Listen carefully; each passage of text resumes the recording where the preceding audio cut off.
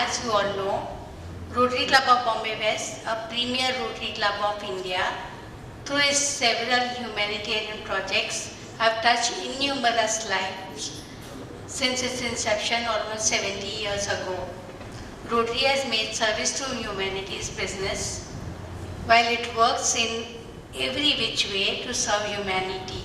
It also would like to appreciate and acknowledge outstanding contribution by individuals in their chosen field by conferring on them various categories of vocational excellence awards.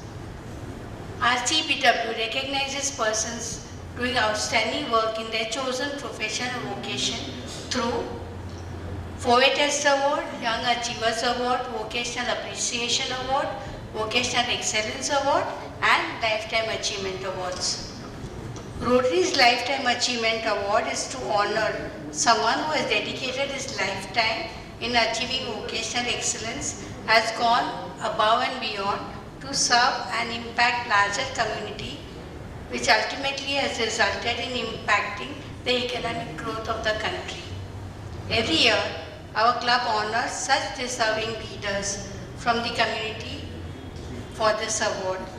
I would like to take this opportunity to fondly remember some of the Lifetime Achievement awardees of our club. First on the list is Industrialist Shri Maffatlal. Second, Industrialist and Educationist Shri Chatrabhujbhai Narsi. Third, Industrialist and Philanthropist and past President of our club, Dr. Mohanbhai Patel. Fourth, Renowned Dental Surgeon, Dr. Fali Driver.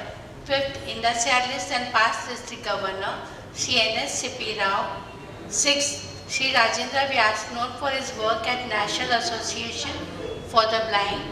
Seventh, Padma Shri Anandji, the popular music director of Kalyanji Anandji fame. Eighth, classical dancer Pandit Chitresh Das. Ninth, Padma Shri and Navratna recipient Darshna Ben Zaveri.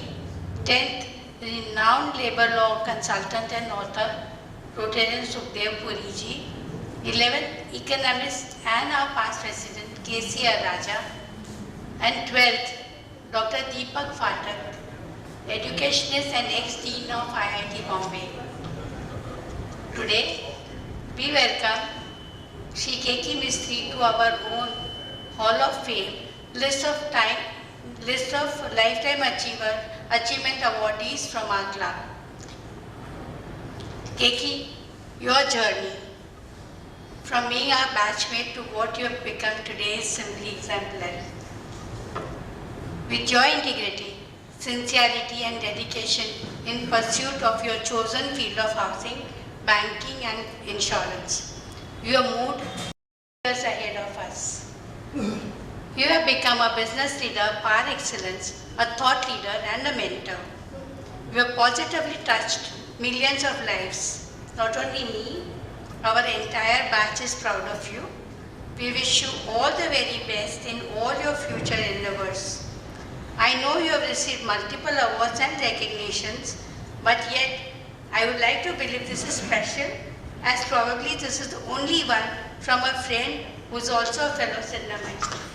And I hope this holds a pride of place on your desk.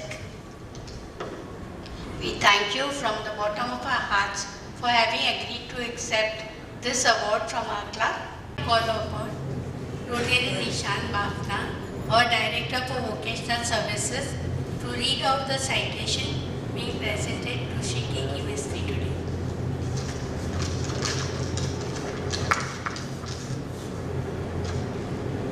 The citation is Rotary Club of Bombay West Rotary Lifetime Achievement Award 2023-24 to Shri Keki Mistry, former Vice Chairman and CEO of HDFC Limited, for his exemplary contribution to banking, financial and insurance sector in India.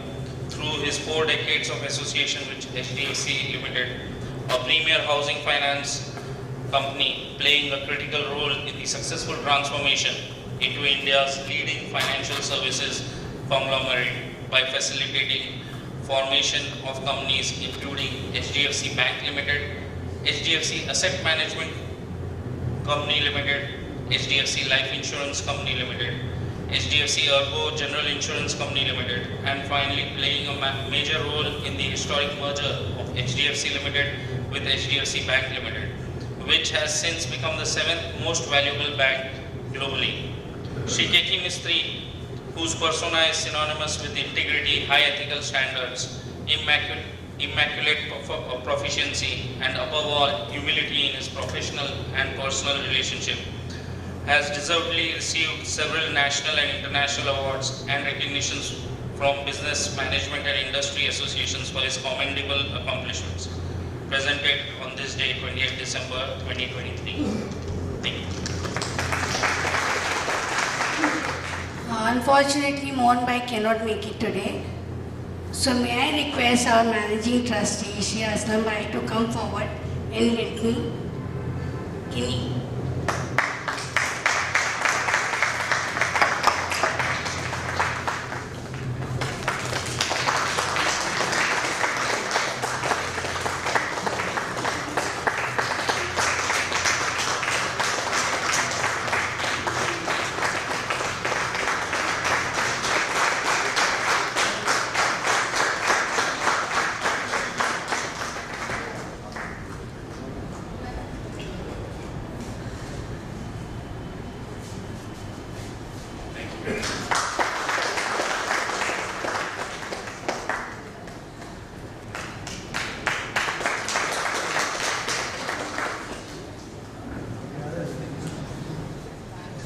Let me thank all of you.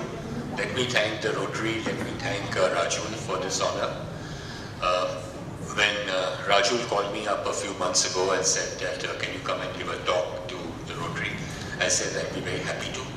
And then a few days ago, I think 5 or 6 days ago, she said, would you also mind accepting this award?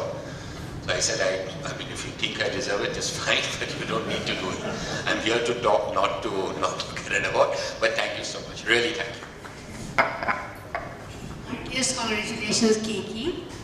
Now you are a part of our own Hall of Fame. Your name appears here from now on.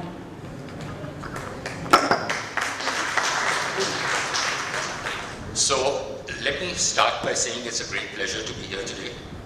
And I'd really like to thank the Rotary Club. I'd like to thank Raju. I'd like to thank all the dignitaries over here. Thank you so much.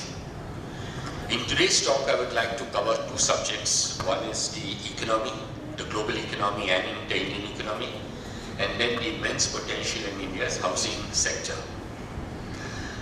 Time permitting, I will also speak about corporate governance in India. So let me first start with my views on both the global as well as the Indian economy. The last 3 years have been a challenging period for all of us, as devastating and unprecedented non-economic forces such as the pandemic and its countless variants, and I hear that there is one more variant which people are now talking about, the Russia-Ukraine war, the ongoing conflict between Israel and Palestine, climate-related issues, all of these are reshaping the global economy. After an extremely difficult 2020 during the pandemic, global economies began the recovery, with the International Monetary Fund estimating that during 2021, global growth would be 6.1%, though admittedly of a very small base. This was the fastest percentage growth in 50 years, 50. The expansion of the global economy in 2021 was very broad-based.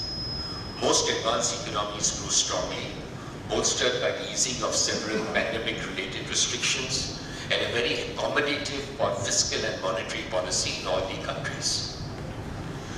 But just as global GDP was showing signs of a very strong 2022, the Russia-Ukraine war dealt a body blow to these prospects.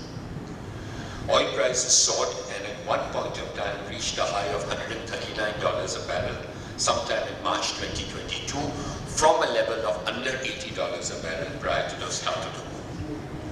Further supply-side disruptions caused food prices to soar, particularly wheat prices globally, and all these factors began to put significant pressure on inflation, not in any one country, but just completely across the globe. As a result, inflation rose to multi-decade highs in most advanced economies and was in the range of between 7 and 10%. Initially, it was thought that the high inflation was transitory in nature and was reflective of increased prices for a very small number of items. However, inflation proved to be persistent and continued to broaden and rise over time, forcing the central banks in most countries to adopt a very aggressive policy of hiking interest rates. For example, the US Fed increased the benchmark interest rate by 525 basis points since March of 2022. In most major economies, the monetary policy tightening measures by central banks to combat the cost of living crisis is beginning to bear fruit. The jumbo interest rate increases that we saw in advanced economies have been effective. There is now far greater confidence that inflation will eventually taper over time and revert nearer the target rate that has been set by the respective central banks. The Fed is expected to start cutting interest rates from calendar year 2024. Positively, oil prices have to a great extent stabilized. Broken supply chains are on the mend, and the war-induced dislocations to food and energy markets are also receding. Unfortunately, in March 2023, sentiment suddenly took a temporary downward spiral with the turbulence seen in the US and European banking sector. Fortunately, the regulators, particularly the US regulators, stepped in and ensured that the crisis was controlled. However, this did bring back painful memories of the global financial crisis of 2008 and reinforced the view that financial systems become extremely fragile when trust and confidence is eroded. For a brief period of time, as a result of heightened social media activity, as well as due to the ease of doing digital transactions, the run on bank deposits in the US got accelerated. This put a lot of stress on certain banks. Regulatory intervention was necessary to bring things under control. In hindsight, it is now widely accepted that the US banking turbulence stemmed from ignoring interest rate risks for too long. The Israel-Palestine conflict is the latest event causing enormous geopolitical uncertainty. Further escalation could be detrimental to inflation. Commodity prices could rise, oil prices could rise, international trade and consumer confidence could get affected if this accelerates further. Fortunately, we seem to be heading towards at least some kind of moderation, some kind of containment to where this to the situation.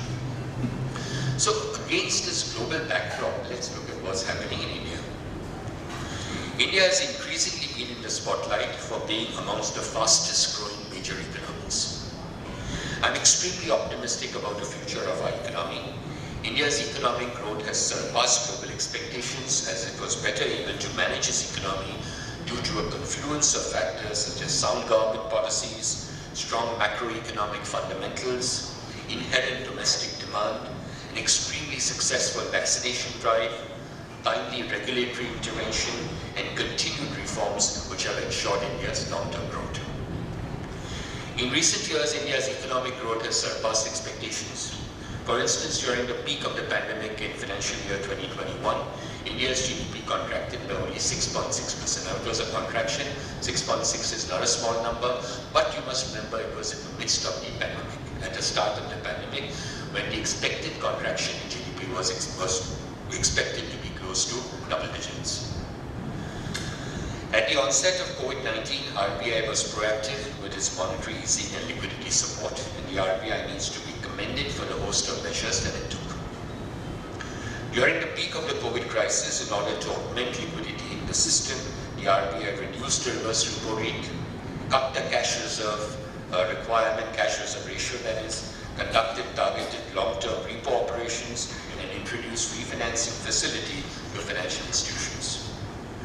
The gradual lifting of restrictions by states saw both demand and consumer confidence come back sharply from September of 2020.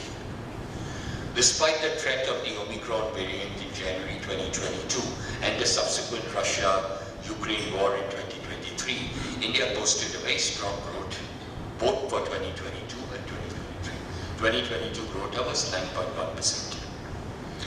In FY23, India's GDP grew by 7.2%, This was mainly due to the stronger than expected growth in the fourth quarter of that year, which is the fourth quarter financial year 2023. The strong GDP growth has continued in the current financial year, with quarter 1 GDP increasing by 7.8%, quarter 2 GDP increasing by 7.6%, and RBI has recently increased the GDP target for the year from the original estimate of 6.5% to 7%. Foreign investors acknowledging India's growth prospects. India as an emerging market clearly stands out. The World Bank has estimated India's GDP growth to be 6.3% during this year, which will ensure that India remains the fastest growing large economy in the world. Given the sharper than expected increase in GDP, particularly in the second quarter, it is quite likely that the GDP estimate will be revised upwards by World Bank in the coming couple of months. The onset of the Russia-Ukraine war saw spiraling oil prices and inflation started hitting the Indian economy from April of 2022. RBI reined in inflation through a series of calibrated measures. RBI increased the repo rate by 250 basis points since March of 2022 to 6.5% currently. To further contain inflation, RBI has focused on withdrawing excess liquidity in a gradual and somewhat non-disruptive manner. Core inflation has largely been reined in. However, there was a sharp increase in the July 2023 CPI data, and this was largely attributed to a very sharp increase in vegetable and cereal prices. Inflation has moderated thereafter and stood at 4.87% for October and 5.5% for November. This shows that RBI's disinflationary monetary policy is working its way through the economy. According to the RBI, core inflation has fallen by close to 200 basis points to a 43-month low from its recent peak in January of 2023. However, the only risk to the RBI's resolve to align headline inflation with a target of 4% is food, which can be erratic because of weather-related issues, and oil prices which are not in our control. The Finance Ministry needs to be commended for not becoming overzealous in its stimulus package during the pandemic. If India had not kept the fiscal check during the pandemic, inflation levels could have been out of control, as we saw in recent times in most countries in the world.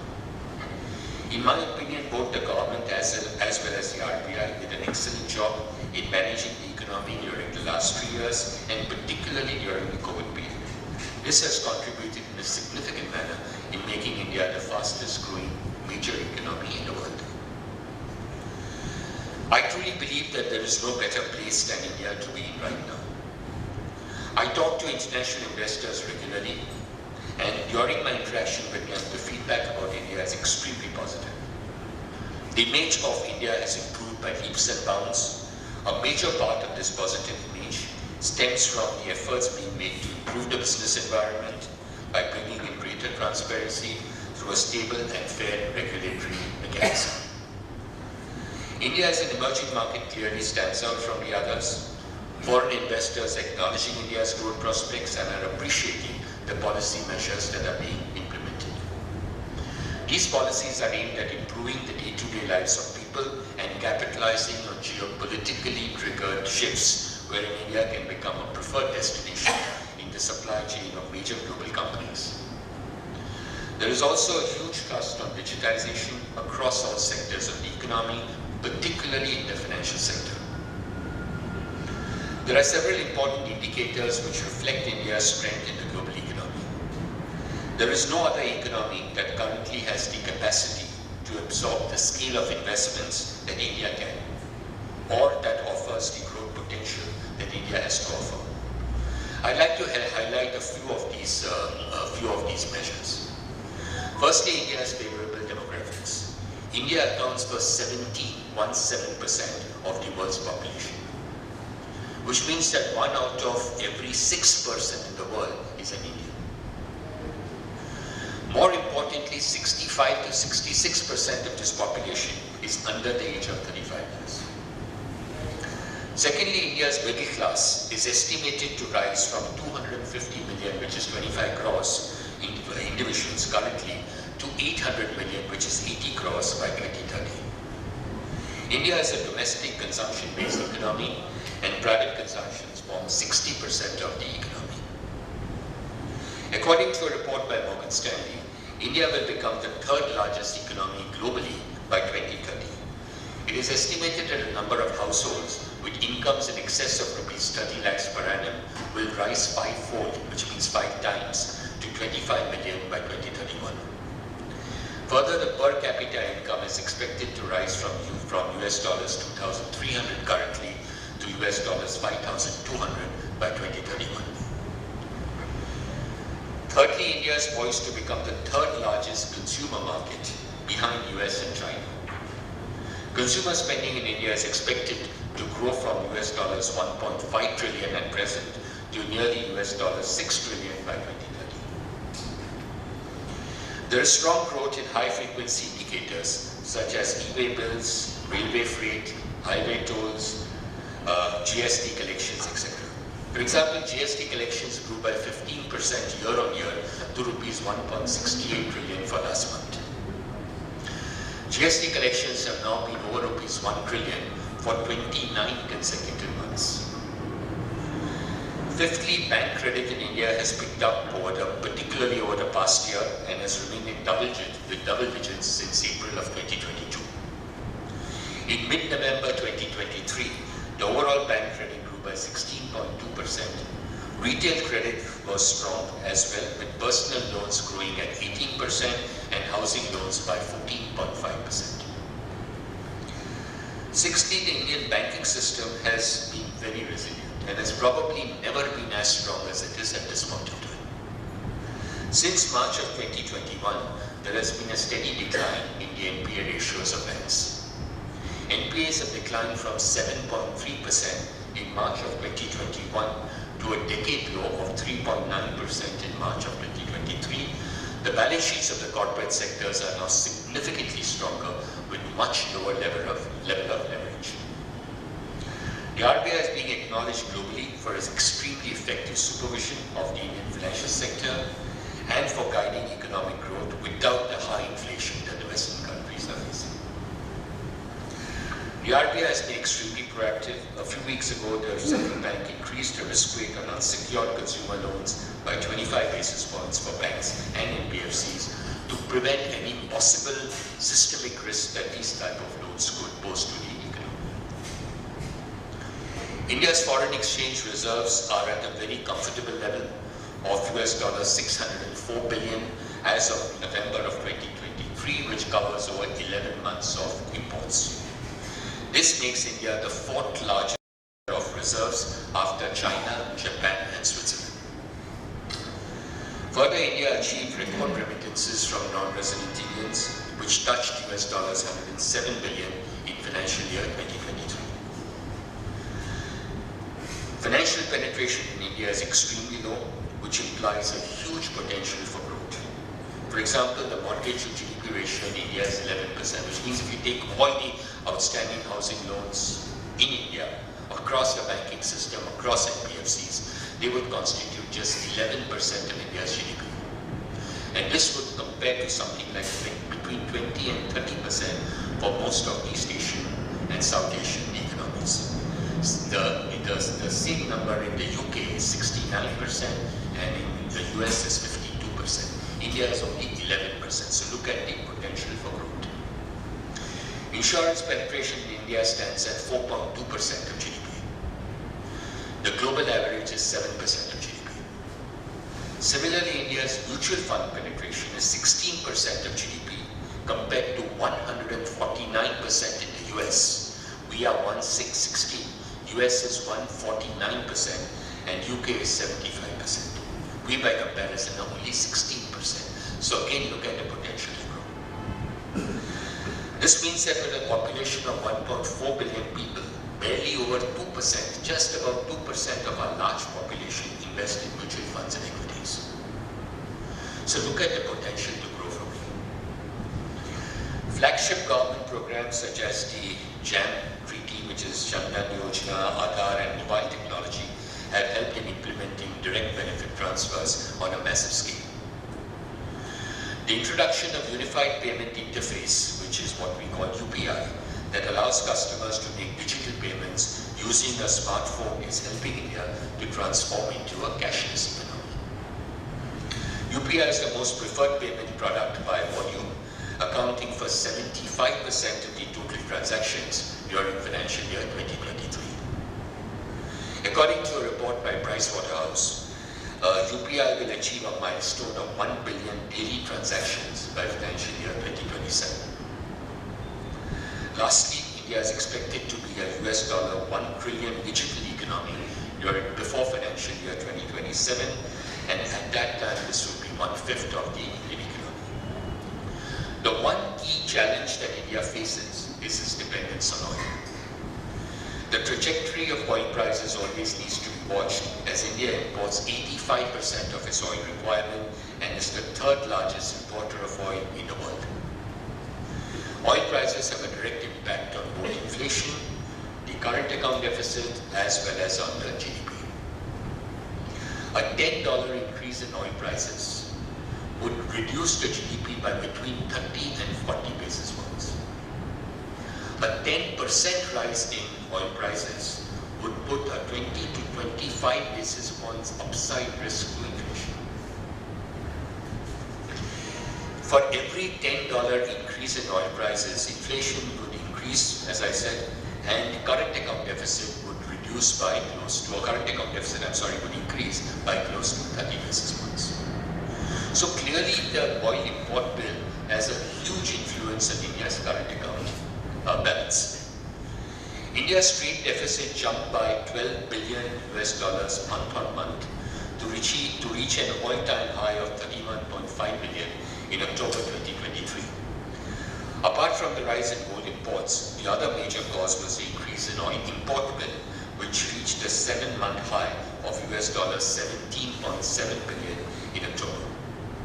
The oil import bill reflects the price increase in September 2023, when Brent price once again crossed $90. To conclude this section, I do believe that India's pace of reforms will continue.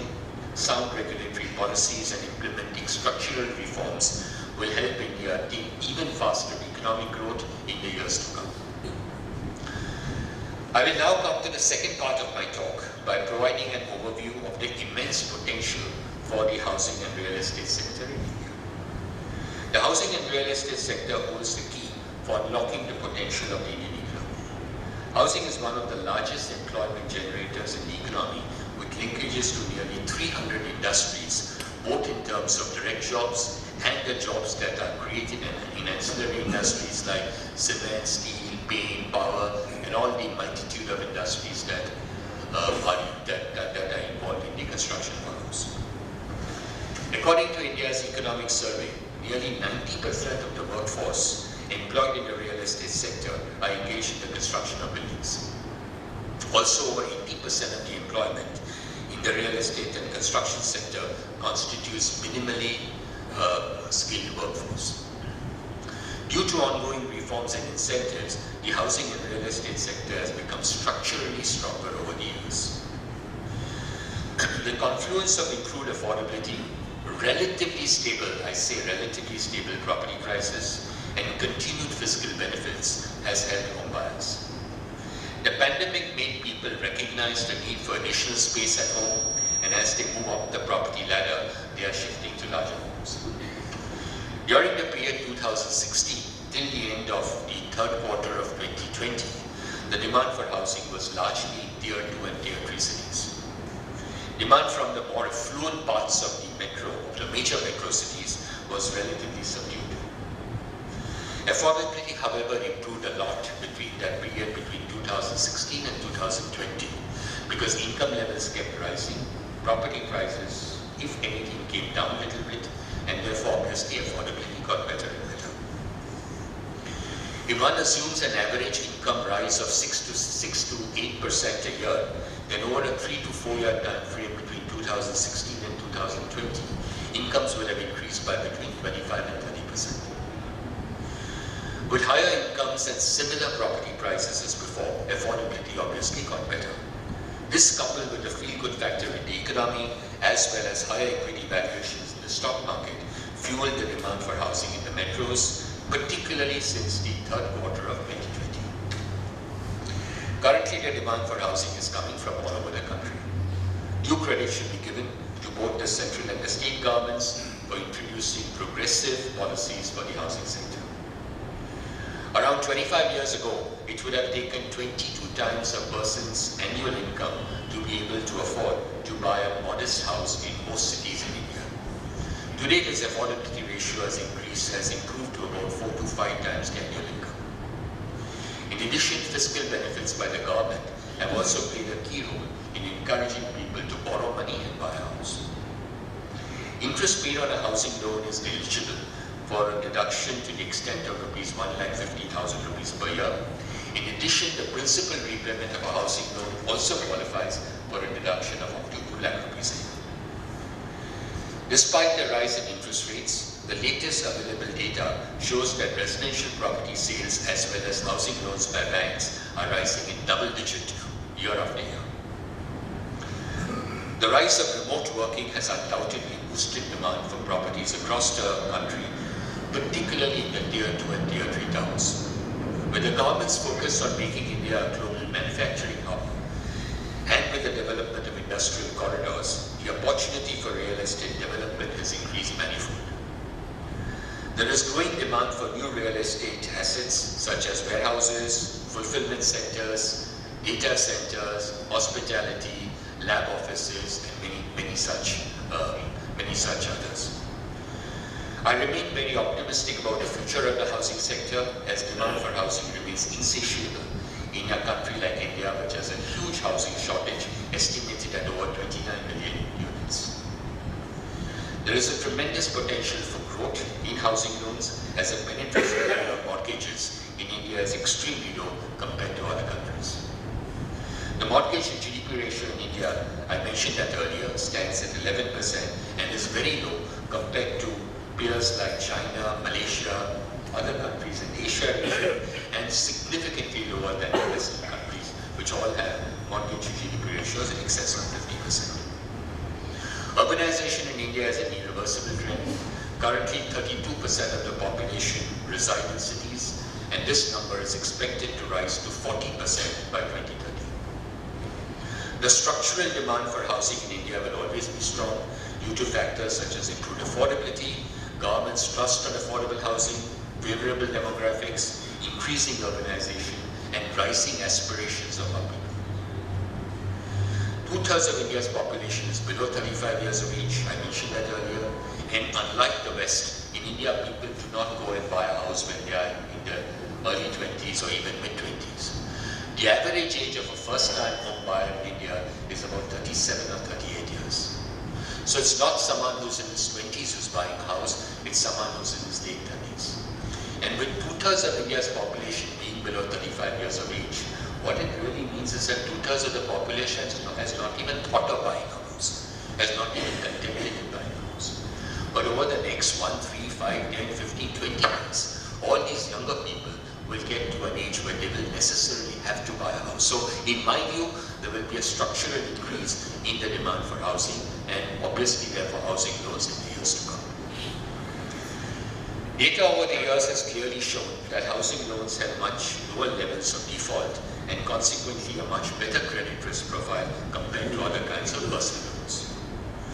Most middle-income people who take loans to buy a house are genuine end users and intend to stay in the house that they purchase. Home loan borrowers generally put in a fairly large component of their own funds as their equity in the property and then finance the balance amount with a housing loan. In India, housing loans are on an average for a tenure of about 12 to 13 years. The loans are repaid frequent in monthly installments comprising principal and interest. The lender therefore begins to receive a part of the principal the moment the loan is given, which is very different from the Western world, where a large part of many countries or many products are there where the loan is not repaid monthly. You just on a monthly basis you keep servicing the interest on the loan, but the principal gets paid back on a bullet basis at the end of 5 years, 10 years, 15 years, whatever it is. And this is what really caused the global financial crisis of 2008-2009. Most Indian borrowers prefer to prepay their loans, so that is another big distinction between an Indian and a Westerner. In the Western world, people will generally never contemplate paying back, excepting out of refinancing. But in India, people are very debt averse. Even today, even in today's generation, when it comes to a housing loan, people tend to come back early and prepay loans. It's not refinancing that happens. People actually pay back part of their loan every year, either out of savings or out of their bonuses or out of any lump sum money that they collect. So because of these reasons, the duration of a housing loan is much shorter in India than anywhere in the world. The average duration of a housing loan in India is about 5 to 5.5 years, whereas in the Western world it is 15, 20, 25, 30 years or more. To conclude this section, I remain very positive on the housing and real estate sector in India. The India of today wants development, jobs and growth, and it is good to see that the policymakers are rising to fulfill its people's aspirations. So you want me to cover the third part, or we just stop at this, or what do you think? So I'll try and cut short. I'll try and make it a little shorter than what I was originally contemplating. So the third part of the talk is on corporate governance. Corporate governance is often looked upon as a means to measure how well companies are run. And investors use corporate governance tools to judge the quality of a company's management and the effectiveness of its board. It is now widely accepted by companies that sound principles of governance are an important and necessary rule for their long-term development and sustainability. The regulatory framework in India was further strengthened after adoption of many of the recommendations of the Corporate Governance Committee set up by SEBI under Uday. These updated regulations are aimed at enhancing fairness and transparency, strengthening the role of independent directors, ensuring active participation in board meetings, promoting diversity, addressing accounting and auditing issues, improving disclosure standards, and protecting stakeholder interests. A majority of Indian companies are fully aware that sound principles of corporate governance are a necessary tool for their development and sustainability. In this regard, several Indian companies are trying to imbibe international best practices in corporate governance. There is recognition in India that companies committed to good governance have a distinct competitive advantage along with enhanced reputation and investor trust. Global investors are extremely cautious in identifying the companies where they would invest. One of the main focus areas is good governance. These investors are willing to pay a huge premium to companies where they perceive that governance standards are strong. And as a result, the majority of Indian companies are aware that robust governance has a premium, and if their policies and practices fail to meet high ethical standards, they will be exposed to serious reputational risks and business failure. No doubt in India, we have had our share of corporate governance setbacks over the last decade. However, there are also several examples of leading corporate houses that have stood the test of time, created wealth, diversified their business, haven't compromised on their core values, and have preserved a culture of accountability. So, in my talk I have something on friends in corporate governance, but I'll skip that and just move to the last part, which is the conclusion. So, if I was to conclude, I would say that the macroeconomic fundamentals in India remain extremely strong. Consumption trends will sustain, and India should continue to leverage its strength in technology. India is continuing to climb up the growth ladder. I remain extremely optimistic about India's economy. India is a strong domestic consumption-based economy, and penetration levels, as I explained, particularly in financial services, but also in many other industries, are so low that the scope for businesses to grow in India are huge, are truly enormous. And that is the reason why Indian markets trade at such a high premium compared to the price or the way the global markets are trading, because of the growth opportunity, because of the low penetration levels, and because of the much higher level of growth that you would see in India compared to what you would see almost anywhere else in the world. India is continuing to climb up the growth ladder. I remain optimistic about the economy, and I believe that in the years ahead, India's growth rate will remain unsustained The risks, as I said, are oil. Oil remains, to my mind, the biggest risk, and geopolitical factors which are not in our control. Some kind of a conflict that emerges somewhere, if this Israel-Palestine war results, sort of magnifies, oil prices shoot up. These are the risks which we can't control. Climate-related risks are there. Food prices are important. It's not a very large part of our economy, but it employs 46% of the population. So if there is a serious climate issue, agriculture gets affected, obviously it will have an impact on the economy. But these are factors which are really not in our control. Several global industry leaders have unanimously said that India is probably the most attractive destination for foreign investment. India's young population offers huge opportunity for growth, and in that sense, we are far less dependent on global factors compared to almost any other country. It's our domestic consumption which takes the economy forward. So during COVID 2021, recovery in India was a lot faster than recovery anywhere in the world. And the primary reason was the fact that ours was a domestic economy, domestic consumption was strong, and that ensured that India's growth trajectory continued to remain strong. I truly believe that as long as we continue to focus on financial sector reforms and enabling policies, India will continue to grow from strength to strength on the global stage. So thank you very much. Be happy to take questions.